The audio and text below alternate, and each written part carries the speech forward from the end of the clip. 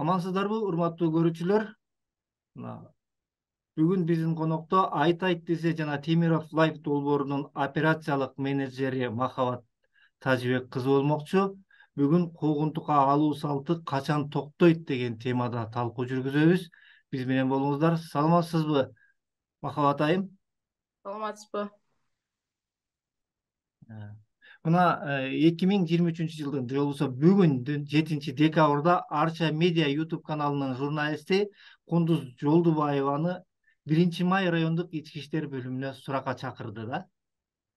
Бул чакыруунун себебине Арча Медиа YouTube каналында мындан 2 жума мурда өткөрүлгөн Матраимов Гүлбаев мафиясы менен кайсы чиновник жана депутаттардын байланышы бар деген аталыштагы эфир экендиги белгилүү болду.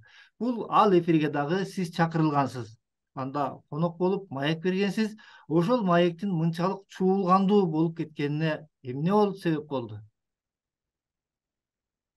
Ошол маектин мынчалык чуулгандуу болуп кеткенине биринчиден УКМК башчысы Камчыбек Ташиевдин ошол эле криминал менен күрөшүүсүндө жана ошондой эле Матраимов менен жана аны менен байланыш, аны менен карым катнаш түзүп жүргөн баардык чиновниктер, ишкерлер, саясатчылардын баардыгын камайм деген баягы өзүнүн эмесинде болду, чыгып сүйлөбөдүбү. Ошонун натыйжасында биз Темиров Лайф жана ошондой эле Айт десе каналы ошол ОПГ криминал Матраимов менен байланышы бар саясатчыларды, чиновниктерди, мамлекеттик кызматкерлерди ашкерелеп чыкканбыз. Анын ичинде Нарматова, анын ичинде Ниязбеков, Акылбек Жапаров жана башка.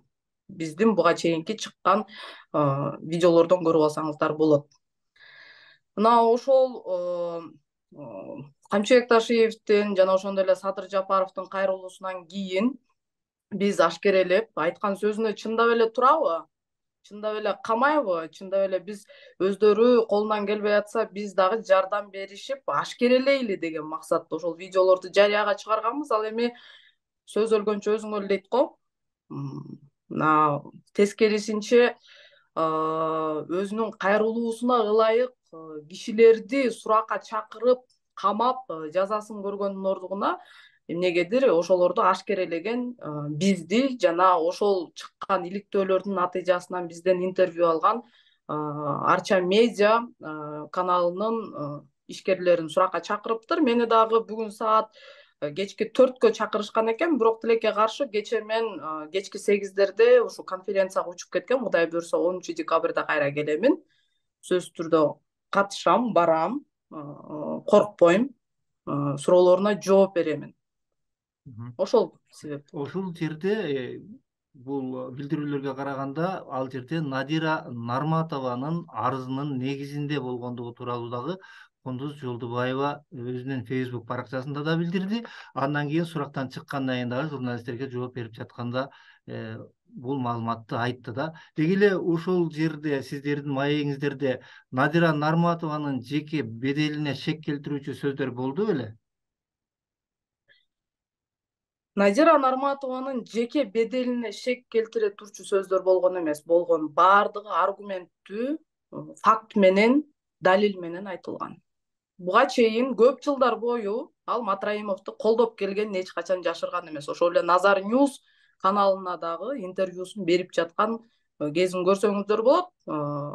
Анда да Матраимовду мактап, жактап, баягы аны коргогонго аракет кылган.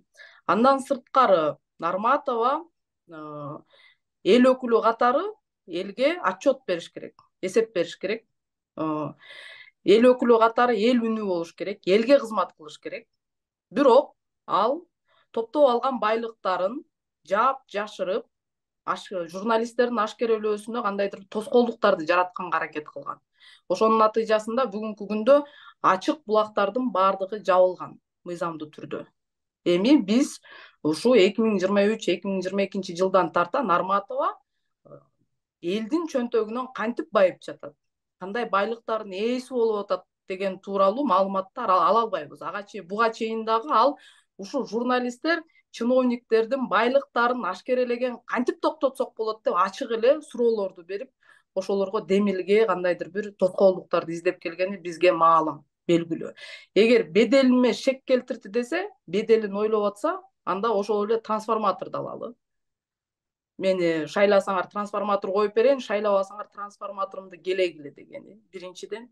Экинчиден, журналисттерге мындай маданият десек, ошол журналисттерди кагып силкип, урушуп, журналисттердин беделине шек келтиргеничи.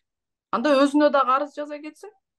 Андан сырткары мына 2022-жылы Темиров Лайф командасы эмне деген мындай шермендечилик, баягы аябай начар акыбалдарга туш болгону. Бул биздин туушкандардын персоналдык данныйлары, паспорттары, алардын сүрөттөрү, видеолору, жеке жашоосу баардыгы бул МВД жана бийликтегилер, коррупционерлер баардыгы кошулуп ошолорду сеттерге мындай чыгарып ийишкен. Анда эмне биздин беделибизге шек келип атканда ошондо ушул депутат эл өкүлү катары элдин укугун коргош керек да, кордоо эмес.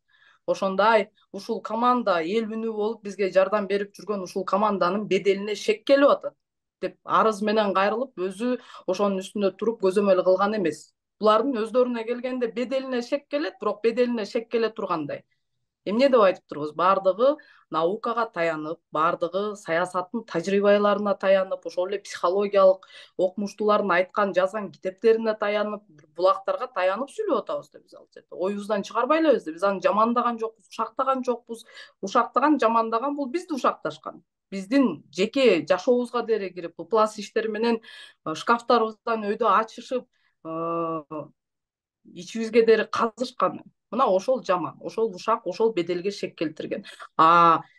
Эл акысынан, эл чөнтөгүнөн акы алып, элге кызмат кылып турчулар отчет бериш керек. Эл алдында подотчетный болуш керек, эсептеш керек. Алардын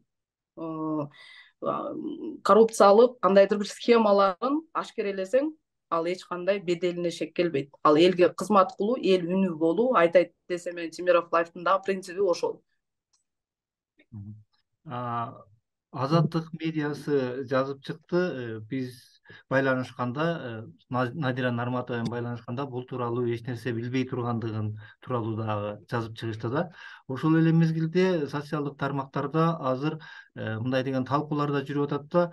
Эгерде мындай болсо сотко кайрылыш керек эле. Бирок эмнегедир ички иштер министрлигине кайрылгандыгы дагы бул туура эмес деп. Сиз кандай карайт элеңиз буга? Эгер Нарматова беделиме шек келтирди деп эсептесе, анда бул жарандык иш болуп эсептелинет. Анда ал түздөн түз сотко кайрылыш керек болчу. Ниязбековго чуркабай. Эми буга чейин ошол эле Темиров Лайф каналында бир эле Нарматованы эмес, Акылбек Жапаровду, Ниязбековду, андан башка чиновниктерди биз ашкерелегенге караганда, бул жерден кандай баа берсе болот? Ошолордун баардыгы биригип алып, менин душманымдын душманы менин досум деген сыяктуу эле чогулуп иш кылып жатышат. Бул өч алуу. Өч алуу биздин оозубузду жабуу, коркутуу, үркүтүп келген, балким кол салуу. Бардыгын күтсө болот булардан. Бирок биз эч нерседен коркпойбуз. Биз бир гана Кудайдан коркобуз. Биздин денебиз менен эмне кылса кыла берсин, бирок биздин ой жөгүртүүбүз ар дайым эркин болот. Биздин жүрөгүбүз, жаныбыз ар дайым эл менен болот. Эл тарапта болот, элге кызмат кылабыз. Биз эч кандай коррупционерлерге, эч кандай чиновниктерге, эч кандай криминалга, эч качан акчага кызыгып, аларга кызмат кылбайбыз. Дагы бир жолу айтып кетейин, бул сөздү биз 3 жылдан бери какшанып келатабыз. Дагы айтып беребиз. Биздин денебизди кыйнап, кыстап, бизди коркутуп үркүткөнүңөр менен биздин оюбуз ар дайым дилибиз, динибиз эл тарапта жана эркиндик тарапта. Ушул коркутуу, үркүтүү, куугунтукка алуу демекчи, мындай нерсени азыркы президентибиз Садыр Жапаров дагы бир мезгилде акыйкатсыздык башынан өткөндүгүн айтып, анан журналисттердин алдында, карапайым калктын алдында мындай нерселер болбой тургандыгын дагы билдирип келди эле да. Азыр биз видеого көңүл бөлүп алалы, андан ары карай сөзүбүздү улайбыз. Бир эмес 2 жолу камалып чыккан адам катары мен жакшы билем. Мен жон терим менен сезген адаммын. Ошон үчүн саясий куугунтук же болбосо журналисттердин бир айткан сөзү үчүн куугунтук же болбосо граждандардын бир айткан өзүнүн ачык оюн жазган үчүн куугунтук болбойт. Мурда мисалы Facebook'ta ачык жазып койсо, кечирим суратып, үйүнө чейин барып ушундай болуп атчу, туурабы? Эми мындан ары андай болбойт. Мен бардыгын айтып атам, андай кылбагыла. Ар ким өзүнүн оюн ачык айтсын деп. Азыр эле уктук Садыр Жапаровдун сүйлөгөн сөзү бул бийликке бут салган мезгилдеги учурлар экен. Азыркы абалы менен сиз салыштырып айтып бере аласызбы? Кандай болууда? Ушул айтылган сөздөр жүзөгө аштыбы же жокпу? Эч кандай жүзөгө ашкан жок, тескерисинче мурункудан дагы жаман болуп жатат. Азыр карган картаң бала дебей, аял эркек дебей баардыгын суракка чакырып, аларды коркутуп, үркүтүүдөн аз келгенсип, алардын беделдерине шек келтирип, намысына шек келтирип, бетин чыгарып, паспортун чыгарып, уяткарып, өлүмгө дери түртүп аткан учурлар аз кездешпейт. Эми Садыр Жапаров айткан сөзүнө токтоло кетсек, албетте өнүгүү биринчиден сөз эркиндигинен башталат. Эгер мамлекет өнүгүп жатканын байкап атсаңар, анда эң алгач ошол бийликке келген, бийлик башында турган адам сөз эркиндигин өркүндөтүп, өстүрүп, ага мүмкүнчүлүктөрдү түзүп чыныганын гаранты боло алганда гана мамлекеттин дальше мындан ары өнүгүп, өсүп кетүүсүнө кепилдик берсе деген болот деген тажрыйбаларда көрсөтүлгөн. Башка мамлекеттерге караганда дагы ошол сөздү айта берип, айткандан кайта берген. Эми мисалы үчүн биз 3 жыл мурун ушул Тимеров Болот жана мен экөөбүз сөз бергенбиз. Кандай гана болбосун, кандай гана коркунучтар болбосун, кандай гана учурлар болбосун, кимди гана жоготпойлу, эмнени гана жоготпойлу, биз өзүбүздү элге арнайбыз, аягына турабыз, күрөшөбүз. Албетте бир өнүгүүгө бир курмандык керек экен. Эгер ошол курмандык биздин үй бүлө болуп атса, анда биз макулбуз. Анткени биз сөз бергенбиз. Мына сөз берген киши биздей болот, айтканын аткарат. Болот Тимиров өзү качып кеткен жок да. Болот Тимировдун укугун тебелеп, тепсеп, конституциялык укугун, аны чыгарып ташташты да мамлекеттен. Андан кийин деле чыгып кеткенден Верховный судка, жогорку сотко кайрылганда деле мурунку соттун чечимин күчүнө калтырып койбоду беле? Анын баласынын энеси катары, ага турмушка чыгып жатканда, орусчасынан айтканда, в горе в радости деп коет го, кыргызча которгондо, кыйынчылыкта да жакшылыкта ар дайым сенин жаныңда болом. Кандай болбосун, эмне болбосун, эки жолго түшсөк дагы ар дайым мен сени колдойм, мен сенин тарапта болом деген ошол аял башым менен ошол Болотко берген сөзүмдү мен ушул күнгө дейин аткарып, ошонун артында турам. Андан сырткары Болот экөөбүз тең ушул команда, жаш болсо дагы элге берген, өзүбүзгө алгач өзүбүзгө берген сөзүбүзгө ушул күнгө дейин аягына дейин туруп келатабыз. Бул жерден ким айткан сөзүнө турат, ким айткан сөзүнө турбайт, ушул жерден эл өзү таразалап алса болот. Ооба, сиздер өзүңүздөрдүн ишмердүүлүгүңүздөрдө бир топ чуулгандуу иликтөөлөрдү жасадыңыздар, жасап келе жатасыздар. Деги эле ошол иликтөөлөрдү жасоодо сиздер эмнелерге таянып жасайсыздар? Кандай булактардан аласыздар? Эң алгач ачык булактарга таянабыз, мыйзамга таянабыз. Ар түрдүү этикалык стандарттар бар. Бул психологиялык, саясат, журналистикалык жана башка жана башка. Ошол стандарттарга таянып, андан сырткары мыйзам стандарты, ошолорго таянып биз иликтөөлөрдү жасайбыз. Иликтөөлөрдү юристтерден өткөзөбүз, башкалардан өткөзөбүз жана башка жана башка. Бирок ошолор менен, ачык булактар менен таянуу менен эле кайра ошол мамлекеттик кызматтагылар же болбосо кандайдыр бир мамлекеттик ведомстволор менен кызматташып, алардан да маалымат алуу мүмкүнчүлүгү сиздерде барбы? Сиздерге ошондой маалыматты алуу мүмкүнчүлүктөрү түзүп бергенби мамлекет тарабынан? Маалыматтарды алуу мүмкүнчүлүгү эмес, интервьюга кайрылсаң 14 күндөн кийин кел деп айтат. Биз эл өкүлү болгондуктан, чыныгы эл өкүлдөрү элди сатып, коммерсант жана башка болуп кеткенине байланыштуу, айла жок неформальный эл өкүлү болгонго бизге туура келип жатат. Элге жеткизип, эл үнү болуп, 14 күн күтө албайбыз. Анткени эл дагы талап кылат, тездеткиле дейт. Бирок ошентсе да бизге ошол ошончо жаныбызды, дилибизди берип иштеген үчүн эч ким мындай эл тараптан деле мындай көп акча берилбейт. Биз акча алайын деген деле оюбуз жок. Албетте ошончолук бюджетке түшкөн акчаларды өз чөнтөгүнө салып, өз кызыкчылыгына жумшап аткан коррупционерлер менен күрөшүү бизге оңой болбойт негизи. Коркутуу, үркүтүү, орто жолдо мына Сайпиден сиз билесиз, өлүм дагы болгон, эмненин гана баары болгон жок. Канча киши биздин командада жаштар көбүнчө психологиялык жактан инвалид болуп кетишти, туурабы? Канчасы сынды, канчасы сынган жок, дагы деле келатат. Кээ бирөөсү өзүнүн ишин дагы жайылтам деп, кеңейтем деп кетишти. Бирок ошентсе деле баягы айтып атпаймынбы, айткан сөздө, өзүбүзгө өзүбүз берген сөзүбүздө кептин баарычы. Кеп акчада эмес, кеп байлыкта эмес, кеп өнүгүүдө. Кыргызстан өнүгүш керек. Кыргызстан коррупциясы жок мамлекетке айланыш керек. Кыргызстан дүйнөнүн эң өнүккөн мамлекеттердин катарында болуш керек. Ошол катарга кошулууда эң алгачкы нерсе бул биздин сөз эркиндигибиз. Туура айтамбы? Мына Туура. сизди суракка чакырып атат, буюрса келесиз, буюрса келип өзүм дагы жооп берем деп айтып атасыз. Эми азыр бизде ар кандай нерселер болуп калып атат. Сиздин эне экендигиңизге же болбосо башка экендигиңизге карабай туруп, кээде отуруп калууга туура келип калган, абакка айдалып камалып калууга да туура келип аткан мезгилдер болуп атат. Мына сиз өзүңүз мына келгенде ошондой нерселер күтүп аткан болсо, же болбосо ошого даяр белеңиз эгер камай турган болсо.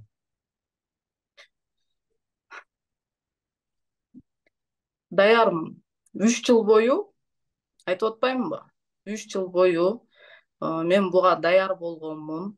Ортодон Раматылык биздин Айтайт десе каналында иштеген дыйкан акын атам болгон. Ал адам өлгөнгө чейин мен өз жашоомдо ал адамсыз элестете алчу эмесмин. Кечиресиздер. Бирок кечиресиздер, эми баягы эмоцияга алдырып койдум окшойт. Анткени атам мага багыт берген адам болчу. Эч качан байлыкка, бийликке кызыкпаган адам. Баягы кичинекей кезинен патриоттук сезимдерге үйрөтүп, манаска үйрөтүп, көп ушул калыссыз, адилетсиз менен күрөшүүнүн жолдорун көрсөтүп, өзү да байыган эмес, сынып калган учурлары көп болгон. Мына ошол атам Айтайт десе каналында иштеп жүрүп, ушул киши каза болуп калгандан кийин 2 күндө мен кайрат кылып атамдын аманатын аткарып келатам. Мындан ары дагы аткара берем. Ал эми кечиресиздер, эми баары атам да. Албетте балам менен да коркутушкан болот, экөөбүздүн ортодо балабыз бар. Энем менен да коркуткан, бир туугандар менен да коркутушкан. Коркута берсин. Менин жашоомдо эң мындай мага мындай кандай десем, мен жашоомдо эң маанилүү, мен үчүн улук, менин эң жакын, жакшы көргөн адамымды алып коюшту бул бийлик. Атам 59 жашында былтыр август өтүп кетти. Эгер мени камайм десе, мен камалгандан коркпойм. Камай беришсин. Менин жаным кыргыз эли менен садага демекчимин. Атамдын жаны сыяктуу эле. Менин баламдын дагы жаны кыргыз эли менен садага демекчимин. Кечиресиздер, үзүлүп кетти окшойт. Менин жаным кыргыз эли менен садага, менин атамдын жаны сыяктуу эле. Менин баламдын дагы, менин күйөөмдүн дагы. Бүгүнкү күндө биздин үй бүлөбүз 3 ара чачырандуу болуп жүрүүдө. Бул балабыз атасыз, энесиз чоңоюп атат азыр тайлардын колунда, тайнесинин колунда. Болот чет өлкөдө үй бүлөсүн көрбөй жүрөт. Ушул болот кеткенден бери, 1 жылдан бери мен дагы жанына барганга эч кандай мүмкүнчүлүгүм болгон жок. Айда сырада ушинтип бир конференцияларга билим алуу максатында келип калам. Бирок менин максатым үй бүлөдөн дагы мурун, өз кызыкчылыгыма мурун дагы бул кыргыз элинин өнүгүүсү. Биздин команда кыргыз элине жаныбызды курмандыкка эчак эле сайганбыз, сая беребиз. Камамак турсун, өлтүрүп салышсын, мага баары бир. Албетте килтейген мамлекеттик машина, анын ичинде ГКМБсы дагы бар, анын ичинде МВДсы дагы бар, баардыгы бар. Биз ошолорго 3 жылдан бери туруштуктук берип келатабыз. Жашообуз, тагдырыбыз бул Кудайдын каалоосу менен, Кудай кандай кааласа ошондой болот. Кудайдын буйругу. Эмне болбосун, кандай болбосун, баардыгы Кудайдын буйругуна. Ошон үчүн баардык кыргызстандыктарды чакыра кетмекчимин. Эч нерседен коркпош керек. Кудайдан гана коркуш керек. Эгер биз азыр акчага кызыгып, бийликке, байлыкка кызыгып туруп алсак, анда Кыргызстандын келечеги туңгуюк болуп калышы мүмкүн. Кыргызстаныбызды жоготуп алышыбыз мүмкүнбүз. Ошон үчүн баардыгыбыз биргеликте ушул Кыргызстандын өнүгүүсүнө, өсүүсүнө жаныбызды курмандыкка чалып, өзүбүздү курмандыкка эметип, Кыргызстан үчүн, келечек үчүн биз баардыгыбыз аракет жасашыбыз керек. Ушуну айтмакчымын. Туура айтасыз. Негизи эле ушундай өздөрүнүн оюн ачык билдирген жарандар суракка чакырылып, керек болсо абакка чейин айдалып, биз президенттен интервьюну бизге берсин деген Олжобой Шакир абакка барып отуруп калды. Мындай нерселер албетте калпсыз көрүнүш. Анан кечээ бүгүнкү сиздердин мындан 2 апта мурдакы болгон маегиңиздердин натыйжасында Колундуз Жолдубаеванын суракка чакырылышы, аны менен катар эле сиздин дагы ошол жака суракка чакырылып аткандыгыңыздар бул сөз эркиндигине басым катары кабыл алсак болобу? Сөз эркиндигинен сырткары да Кыргызстандын келечегине басым. Биздин келечектеги муундун жакшы жашоосуна карата басым жасалып атат. Биздин өнүгүүбүзгө карата, өсүүбүзгө жана өнүккөн мамлекеттердин катарында болуубузга тоскоолдуктар жаралып, басым, кысым көрсөтүлүп жатат. Муну ошондой кабыл алышыбыз керек. Ошол эле Советтер Союзунун учурунда элим, жерим деген биздин улуттук патриотторубузду ушинтип каралап, жамандап, агент деп, бузуку деп атууга кетиришкен. Биз болгону азыркы журналисттер көз карандысыз. Азыркы өкмөттүк эмес, бейөкмөт коомдору биз ошолордун жолун улантып келе жатабыз. Биз ошолордун аманатын аткарып жатабыз. Бизди да бүгүнкү күндө бузуку, агент деп каралашып, жамандашып, элге жаманаттуу көргөзүп, ошолордой кылып куугунтуктап, кээ бирөөсүн өлтүрүп, жок кылып да келатпаган учур жок. Ошол эле Советтер Союзунун учурунда, Советтер Союзуна чейин деле биздин улутун сүйгөн, мекенин сүйгөн ата бабаларыбыз айткан: мени өлтүрсөңөр дагы менден башкасы чыга берет деп. Мына азыркы учурда ошолордун ордун басып, аманатын аткарган мына биз чыктык, бизден кийин да чыга берет. Биз ар дайым мекенибиз үчүн, элибиз үчүн, жерибиз үчүн күрөшөбүз. Эркин журналистиканын негизи эле чындап көпчүлүк учурда басымга кабылып калып атат, бирок ошонун ичинен эң алдыңкы сабында Темиров Лайф командасы биринчилерден болуп көбүрөөк басмырлоого учурап келгендигин коомчулук айтып, сындап да жүрүшөт. Бирок ошол эле мезгилде Темиров Лайфтын командасына кеткени да бар, келгени да бар.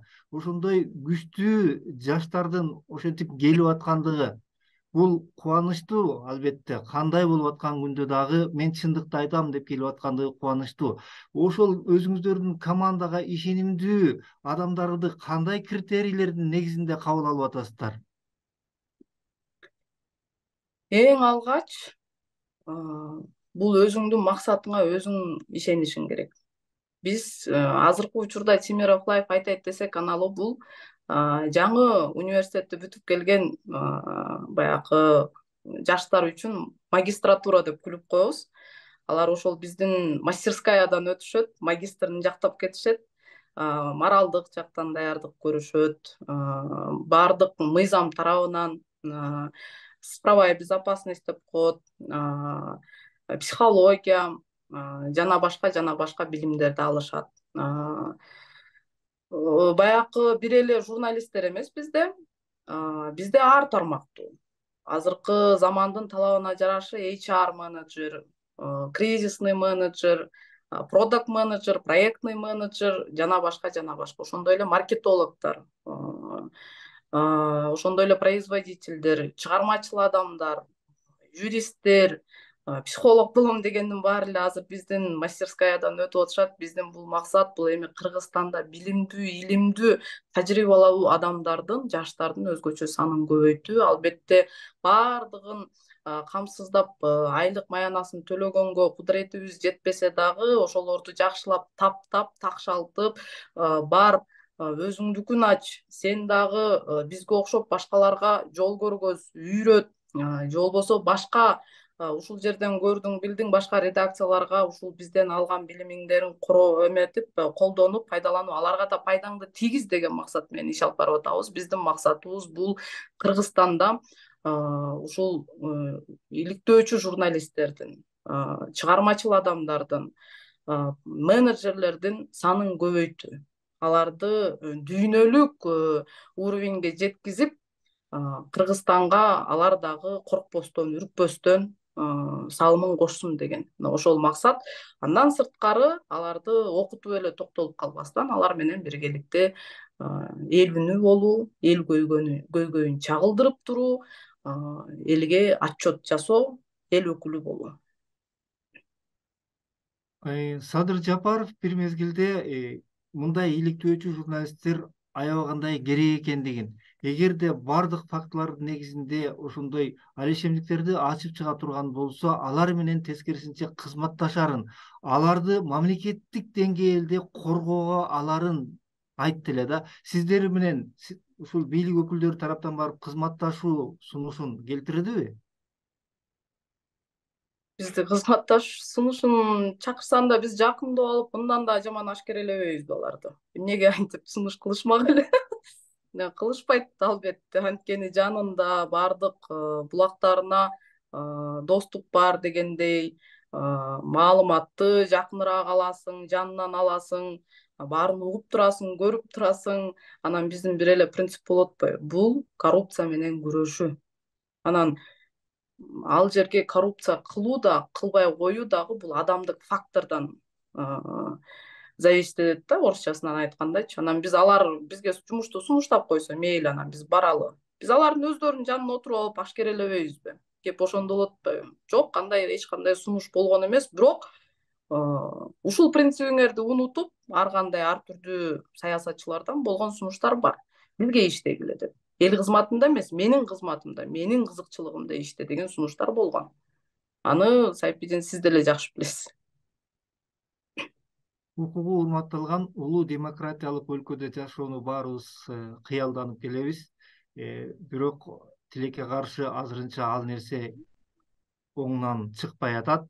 Сиз мындай иликтөөчү журналист катары, Темиров Лайф айт десе долбоорунун операциялык менеджери катары бул элге эмне деп айтат элеңиз? Эркин микрофон. Күчтүү болгула, ишенгиле, үмүт эле кое бербестен аракет да жасаш керек. Жоопкерчилик. Эч нерседен коркпош керек. Коркуу сезими бул жакшы, ал болуш керек. Биз жан жаныбарлардан ошонусу менен айырмаланабыз. Бирок коркунучту баспай, аны аттаганды билиш керек. Билимге басым жасагыла.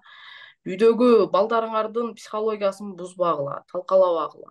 Алар эртеңки күндө Кыргызстандын келечеги. Алар психикалык жана психологиялык жактан дени сак болуш керек. Психологиялык жактан дени сак эмес адам акылга сыйбаган, ойго келгис бир туура эмес иштерге кадамдарды көбүрөөк жасайт. Ошондуктан эң биринчи алгач бирөөнү көзөмөлдөө эмес, ар бир кыргыз жараны өзүн өзү көзөмөлдөп үйрөнүш керек. Айткан сөздү аткарыш керек. Колуңан келбейби? Айтпаш керек. Ишенерден мурун текшергиле, көргүлө, таразалаганды үйрөнгүлө. Анан ар бирөөңүздөр өзүңөрдүн өнүгүүңөргө, өзүңөргө көбүрөөк убакыт короткула. Ошондо өнүгүү болот. Ар бир кыргызстандык билимге умтулуш керек. Ар бир кыргызстандык позитивдүү жашаш керек.